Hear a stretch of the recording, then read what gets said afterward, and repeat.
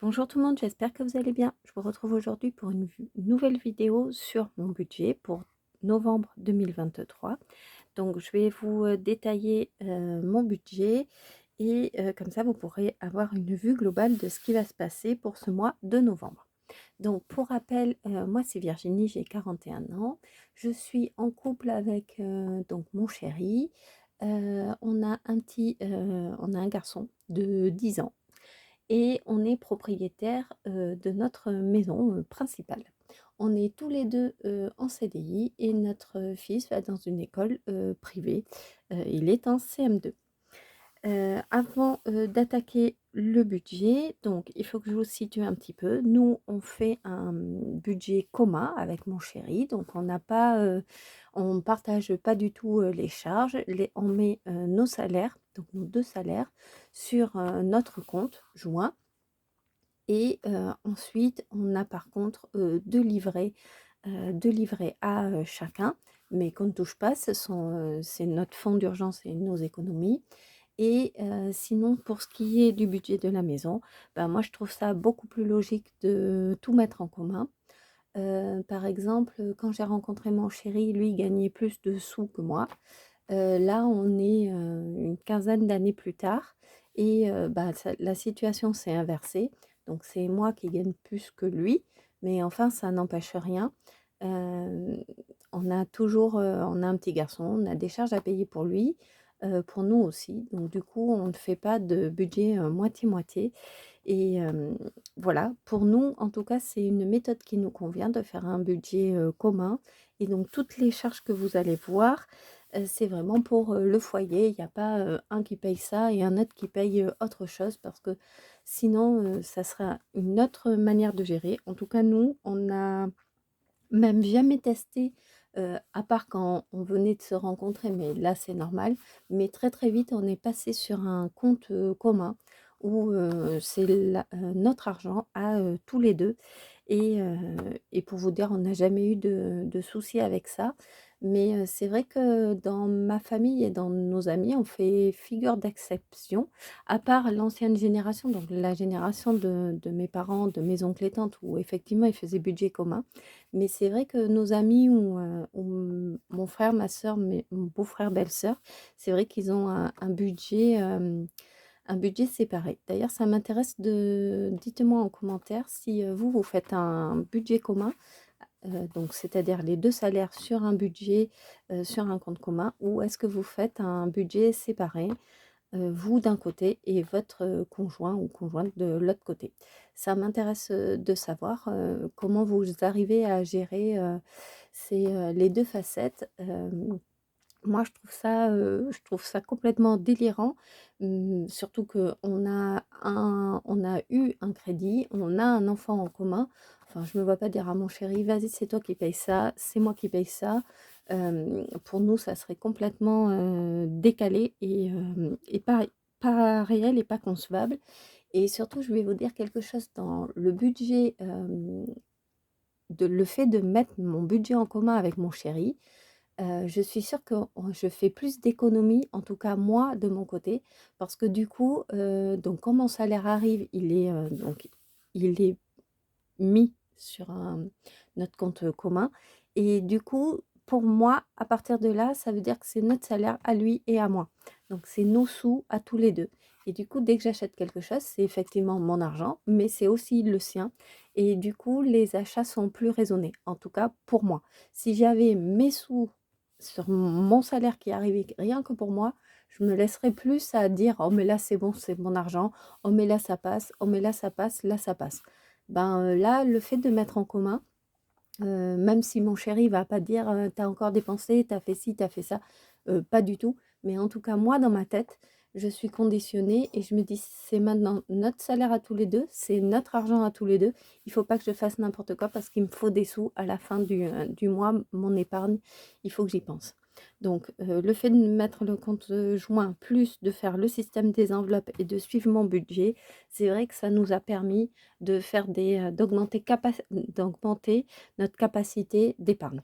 Ça, c'est, non négligeable et c'est sûr que c'est indéniable en tout cas. Pour nous, c'est flagrant. Donc assez de blabla, on est parti. Donc, je commence toujours avec une vue d'ensemble du calendrier, du mois qui va commencer. Donc il va commencer le premier, c'est un mercredi surtout. Ça sera férié d'ailleurs, c'est très bien. La semaine prochaine, on travaille que 4 jours.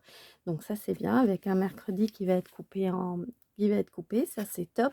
Et il va se terminer, le jeudi 30.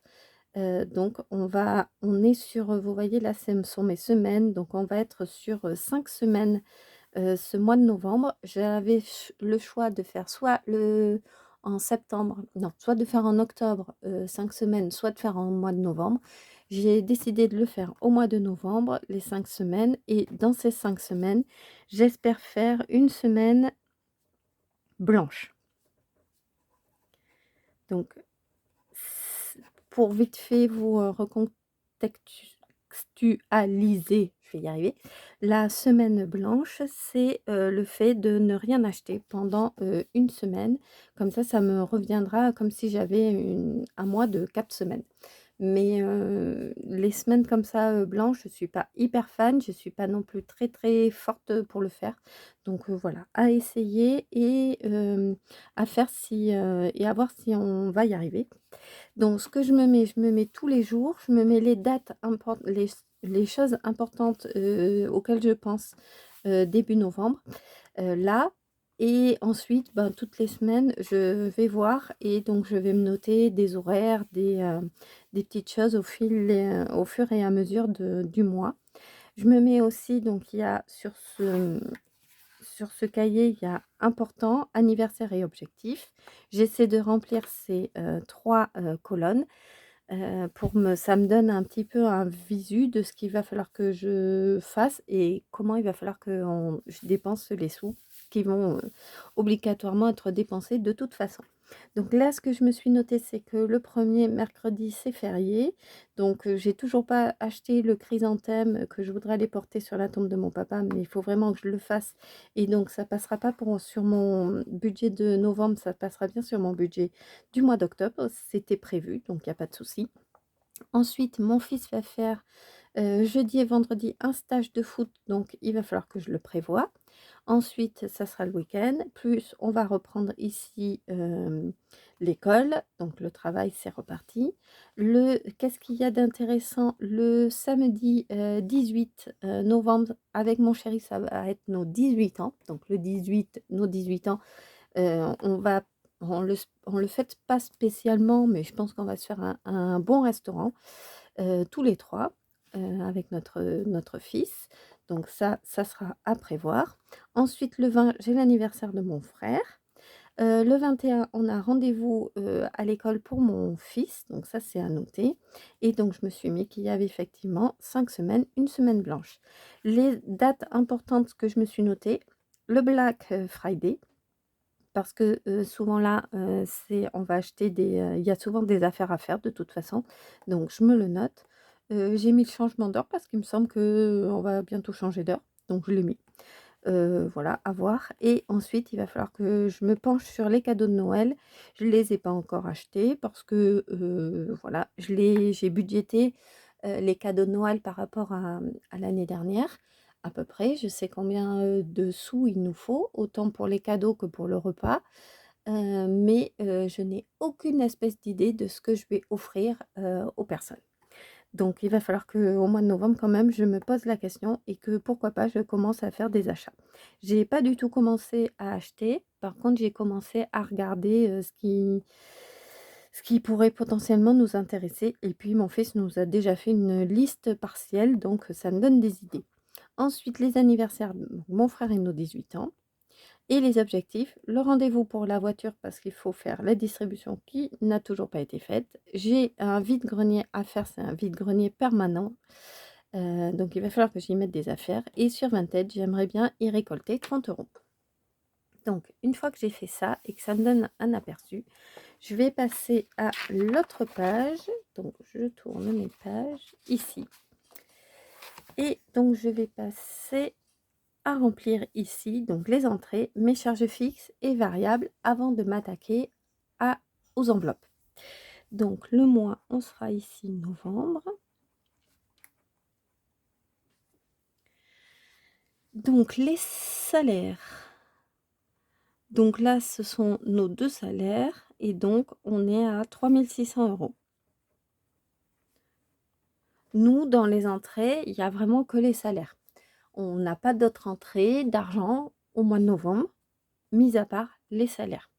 Ce qui est simple pour nous, c'est que, moi je travaille dans les bureaux, donc c'est toujours le même salaire que j'ai. Il varie, de plus ou moins, 4-5 €, je sais pas pourquoi. Des fois j'ai plus 4, des fois j'ai plus 5, des fois j'ai moins 4, des fois j'ai moins 5. Je sais pas pourquoi.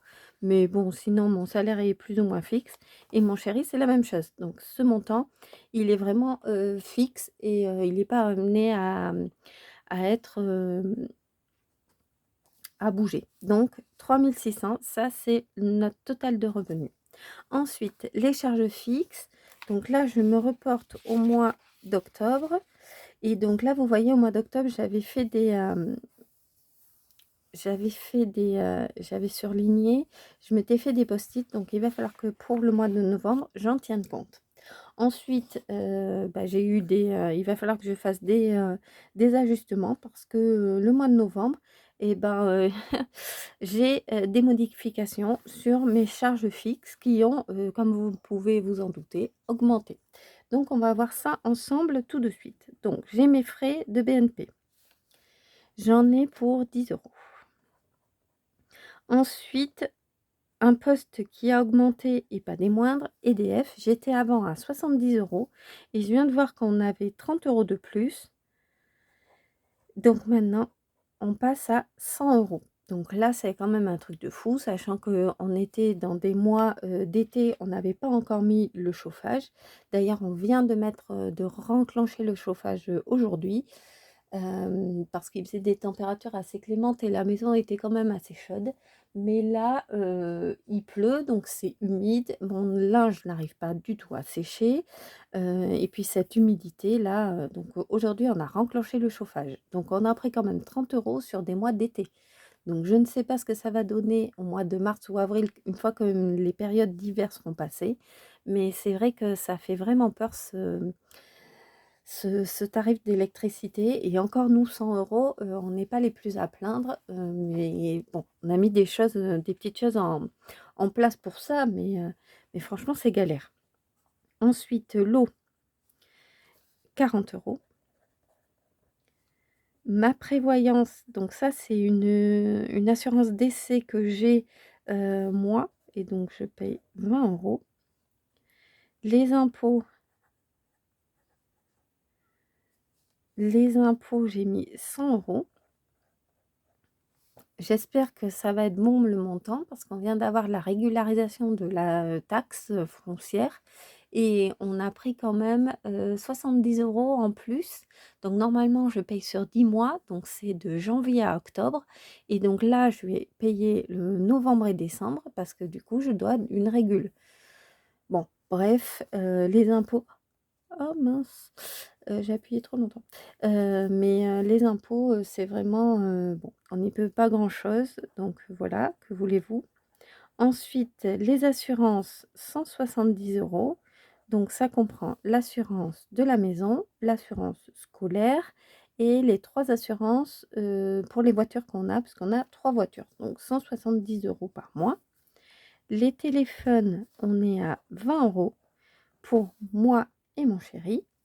Ensuite, la box, c'est Orange plus Netflix, sachant qu'on a la fibre et donc on paye 60 € et ensuite j'ai des frais de Floa Banque et là je paye 10 €.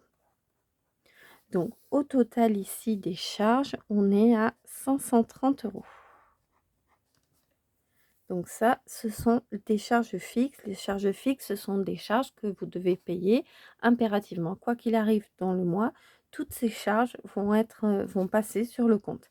Ce ne sont que des charges que je paye via mon compte bancaire. Donc attention, comme je le disais précédemment, les charges fixes, elles sont effectivement tout le temps, tous les mois pareil, sauf de temps en temps, il va falloir que quand même vous fassiez un check pour vérifier qu'il n'y a pas d'augmentation ou de diminution. Ça peut arriver si vous renégociez vos contrats. Ensuite, dans les charges variables, moi j'y mets l'école de mon fils. Là, j'ai décidé d'y mettre 220 €. Les cours d'anglais pour 30 €. On lui fait aussi des cours de soutien via une association et on paye 50 €.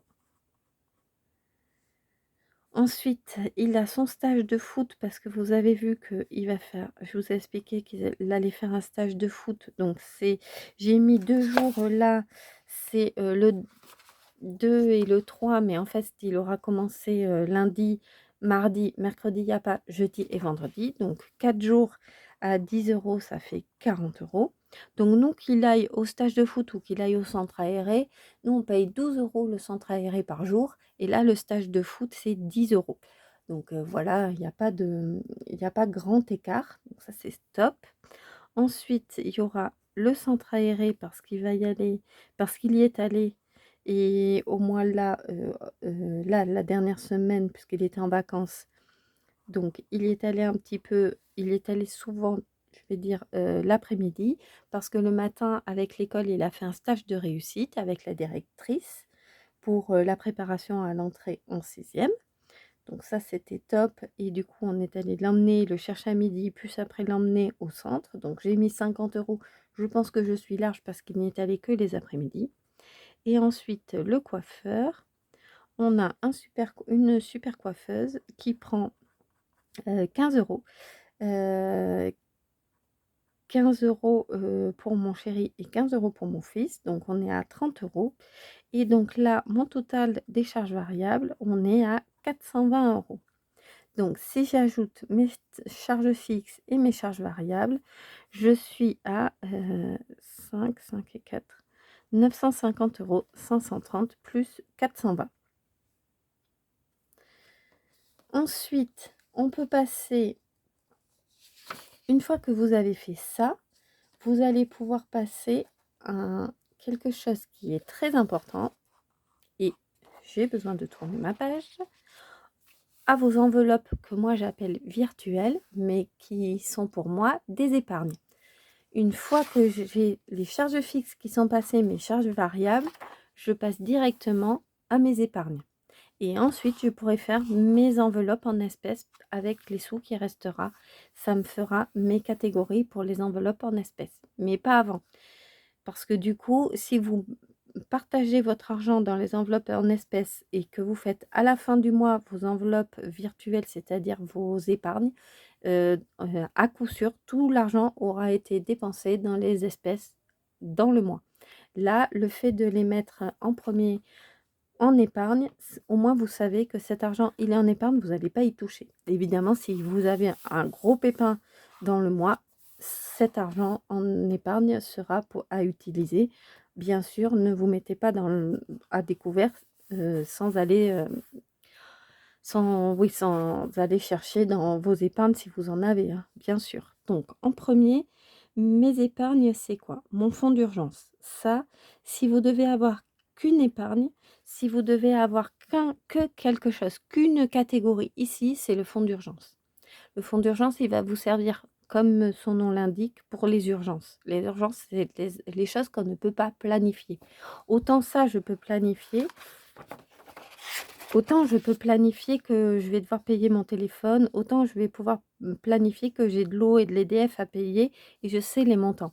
Autant si ma voiture demain tombe en panne, je ne sais pas du tout, je ne sais pas du tout le montant et surtout je ne sais pas si elle va tomber en panne le 5 novembre, si elle va tomber en panne le 10 novembre, si elle va tomber en panne peut-être dans un an ou peut-être jamais. Croisons les doigts que ce soit jamais. Mais en tout cas, ça, le fonds d'urgence, c'est super important. Moi, j'y mets 100 € parce que mon objectif sur 12 mois, c'est d'avoir 1 200 €. Ensuite, j'ai le livret A de mon chéri. J'y mets 150 €. Ensuite, j'ai le livret A, le mien. J'y mets 150 € également. Et ensuite, le livret de mon fils, on va dire. Et j'y mets 50 €. Ça après, vous répartissez comme vous voulez. Ce n'est pas ça, je vous donne un exemple de comment moi je fais, mais c'est pas à suivre et ça se trouve, ça va pas, correspondre à ce que vous avez envie de mettre. Je mets aussi les annives, donc là j'y mets 50 €. Ensuite, j'y mets la voiture, ça peut être les réparations ou, le fait de les révisions, tout ce qu'il y a à faire, les pneus et cetera. La maison parce que je vous ai dit qu'on habitait dans une maison et donc il y a toujours des petites choses à faire dans une maison, ne serait-ce que la peinture. Ensuite l'école, j'y mets 20 €. J'ai un LDDS, enfin on a un LDDS et j'y mets 50 €. Ensuite les vacances, 50 €. Peut-être qu'on va partir au ski quelques jours, donc voilà, à mettre. Et en dernier, je me suis fait quelque chose, c'est le chauffage, 50 € parce que nous, on chauffe au poêle à pétrole. Donc, il va me falloir ma super calculatrice. D'ailleurs, j'ai fait une commande et je l'ouvrirai avec vous. Et dedans, je me suis commandé une calculatrice parce que regardez celle-là, c'est vraiment la catastrophe. J'y ai mis des points de colle, mais ça ne fonctionne pas du tout. Donc 100, donc 150, c'est 300, 100, 100, 70 et 100. Donc en épargne, je mets 770 €. Donc ça, je vous dis, c'est mes enveloppes à moi. Ce sont que des enveloppes virtuelles qui s'en vont directement sur mes comptes. Donc je fais des virements de compte à compte. Mais ça, je ne le gère pas du tout en espèces. Maintenant, les espèces, c'est ici que je vais les inscrire. Donc, les courses, je suis à 400 € parce que je veux quand même continuer 100 € par semaine. L'essence, alors là, j'ai vu que l'essence, ça allait un petit peu mieux. Donc, espérons que ça aille et je vais mettre 250 €. Je sais qu'on a un gros budget d'essence par rapport à certaines personnes, mais nous, je vous ai dit, on travaille à plus de 35 kilomètres de notre travail et surtout, il y a beaucoup de bouchons, donc on consomme pas mal. Le shopping, 100 €. Le resto, 80, qui sera certainement utilisé en une fois ce mois-ci pour notre restaurant de nos 18 ans d'anniversaire avec mon chéri. Le loto, mon loto bingo, 40 €. J'espère que ce mois-ci, je vais quand même y retourner. La boulangerie, 30 €. Le divers, 50. Alors ça va peut-être pour commencer à acheter de la décoration pour Noël, qui sait. Ensuite, le marché, je ne sais pas si avec ce temps, je vais y aller, mais au pire, j'irai à grands frais, donc 40 €. Et ensuite, qu'est-ce que c'était mon dernier? Ah oui, le défi de Noël. Et vous savez que dans ce défi de Noël, j'y mets 50 €. Donc là, je suis à 1040 €. Donc les totales de ces enveloppes, je dois faire 1040 €. Ça, c'est en espèces. Je vais y aller sur plusieurs jours pour récupérer ces sous une fois que mon salaire va être versé, enfin les salaires vont être versés. Je vais aller récupérer ça et ensuite je vous ferai le remplissage de mes enveloppes avec ces montants-là. Donc c'est une fois, vous voyez, c'est à la fin. Donc c'est une fois après avoir fait salaire, charge fixe, charge variable, vos épargnes que vous pouvez faire ici, vos enveloppes en espèces. Et ça, c'est pareil, ce sont des catégories que je vous donne. Mais par exemple, vous voyez, moi, j'ai pas de catégorie animaux parce que j'ai pas d'animaux. J'ai pas de catégorie, santé parce que moi, pour l'instant, la santé, ça va bien. Quoique, il va falloir que j'aille chez le dentiste. Je me tâte quand même à rouvrir une enveloppe santé. Mais en tout cas, je me donne le droit de, fermer, enfin d'abandonner une catégorie au profit d'une autre catégorie. Par exemple, si je voulais réouvrir santé, soit je me créerais une autre case ici avec une autre enveloppe, ici, soit j'en enlève une où je me dis, par exemple, l'auto, ça fait déjà 2 mois que j'y vais pas, et ben, je pourrais complètement l'enlever et passer, par exemple, ces 40 € dans mes épargnes virtuelles ou alors m'ouvrir une autre catégorie. La beauté, c'est pareil. Moi, je fais pas mes ongles, vous voyez, c'est limite si, je me les ronge pas. Enfin si, en vrai. Bref, mais moi, je fais pas d'ongles, je vais pas chez l'esthéticienne, rien. Donc c'est sûr que je n'ai pas d'enveloppe créée pour ça. Au début, quand je faisais les enveloppes, je m'étais calée sur, d'autres budgétesses qui en avaient des enveloppes animaux, qui avaient des enveloppes beauté. Mais moi, je l'ai pas ça. Donc du coup, je me suis dit: «Ah oui, mais moi, je les touche jamais ces enveloppes». Donc c'est sûr qu'à la fin du mois, ça vous fait une épargne. Mais bon, si c'est une épargne pour jamais l'utiliser, ça sert à rien non plus. Autant créer vos enveloppes, mais à votre image à vous et à votre couple à vous. Enfin, à votre couple, à votre, au budget de votre ménage à vous et pas, aux autres. Donc, voilà, pour moi, le budget est terminé. Je vous, retrouve très vite dans une autre, vidéo pour, faire le bilan de mes enveloppes du mois d'octobre et puis mon remplissage une fois que mon salaire aura été versé, ça va pas tarder d'ici, lundi ou mardi. Je vous fais, à tous des gros bisous. Je vous dis à très vite. N'hésitez pas à commenter, liker, à vous abonner. Je vous dis à très vite.